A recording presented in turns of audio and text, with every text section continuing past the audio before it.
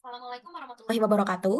Nama saya Nasyifa Fadila Putri dengan NIM 102042400002 dari kelas S1 SIKJ 2402. Pada kesempatan ini saya akan mempresentasikan hasil dari pengerjaan latihan exception.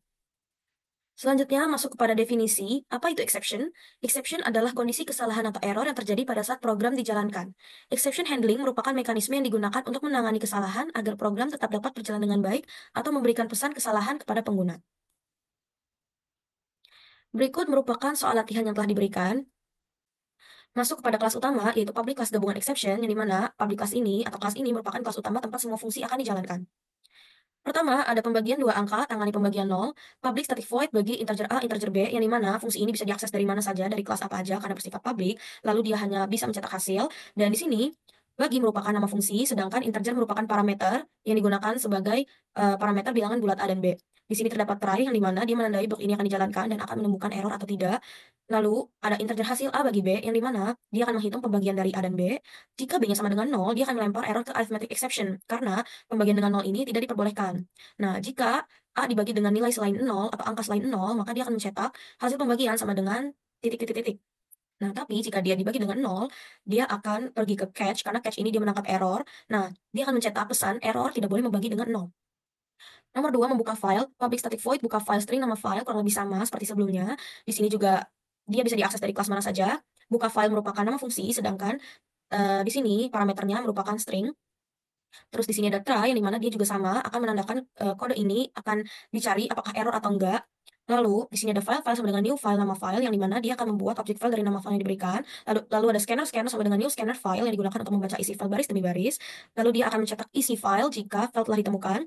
Lalu di sini ada while, yang dimana dia akan mengecek apakah masih ada baris berikutnya, lalu dia akan mengeluarkan atau mencetak satu baris dari si isi file tersebut. Lalu ada scanner close untuk menutup scanner yang sebelumnya telah dibuka. Lalu ada catch. Catch ini sama untuk menangkap dari error sebelumnya jika ada. Jika ada error, dia akan mencetak error file tidak ditemukan, atau ketika kita mengisi nama file di sini dan tidak ada file ditemukan, dia akan mengeluarkan atau mencetak kalimat seperti ini. Nomor 3 ada hitung faktorial, yang dimana ini ada public static in, hitung faktorial, integer n, terus negative number exception, yang dimana dia sama, bisa diakses dari kelas yang lainnya. Lalu di sini hitung faktorial merupakan nama metode, digunakan untuk mendeskripsikan apa yang dilakukan metode tersebut. Nah, di sini kan kita akan hitung faktorial. Lalu di sini integer n, parameter yang dikirim ke metode, lalu ada throws negative number exception yang digunakan untuk menyatakan metode ini bisa dilempar ke sebuah pengecualian yang bertipe negative number exception. Nah, di sini ada if n lebih kecil dari 0, yang dimana dia akan mengecek apakah nilai n ini lebih kecil dari 0 atau tidak. Lalu di sini ada throw new negative number exception. Nah, jika n ini lebih kecil dari 0 atau bilangan negatif, dia akan mencetak pesan tidak bisa menghitung faktorial dari bilangan negatif. Di sini ada integer hasil sama dengan 1, dia membuat variabel bernama hasil dengan nilai awal 1, karena faktorial itu dihitung dengan perkalian dan mulai dari 1 agar hasilnya itu benar.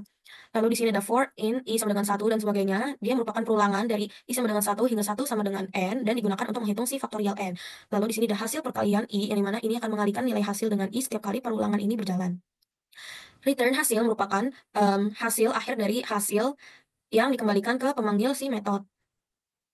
Selanjutnya kita akan mencoba langsung pada Visual Studio Code. Kita akan jalankan programnya. Di sini kita diminta untuk memasukkan angka pertama. Lalu angka kedua, saya akan memasukkan angka 0. Lalu dia akan mencetak pesan error, tidak boleh membagi dengan 0. Lalu di sini kita akan mencari file, namun di sini kita akan membuat bahwa file ini tidak dapat ditemukan. Misalnya kita ketik file belajar, lalu pesan yang dicetak adalah error file tidak ditemukan. Selanjutnya faktorial, kita akan masukkan angka untuk dihitung faktorialnya, kita akan masukkan angka 4. Lalu keluar hasil dari faktorial tersebut. Faktorial dari 4 yaitu 24. Selanjutnya, kita akan coba jika kita tidak memasukkan angka 0, kita akan memasukkan angka selain 0. Masukkan angka pertama, yaitu 6. Lalu angka kedua, yaitu 2. Nah, di sini terlihat hasil pembagiannya adalah 3. Lalu mencari file, kurang lebih sama. Tidak ditemukan. Lalu faktorial, masukkan angka untuk dihitung faktorialnya. Kita akan memasukkan angka di bawah 0, yaitu angka negatif.